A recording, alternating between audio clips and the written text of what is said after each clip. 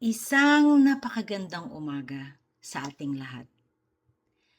Nagising po ako today with an inspiration of gratitude and appreciation.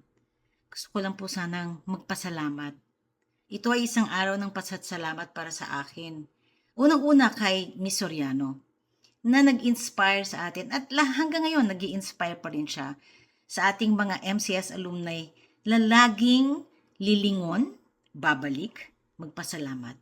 Salamat, Miss Soriano. Gusto ko rin pasalamatan lahat ng nag-serve, nag-offer ng service, ng time, ng talent, at higit sa lahat, ng treasure sa alumni.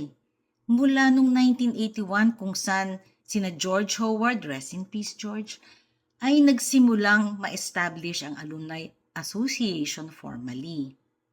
Hanggang sa huling board members na nagsaserve pa rin as a holdover sa ngayon.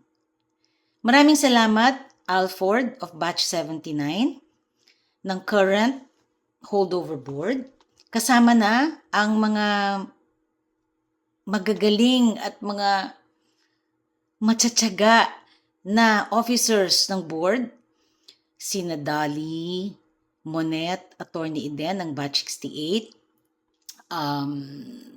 sina Vina, sina Amy, sina Brenda, Marlon, Abel, na matagal na rin nagsaserve sa alumni.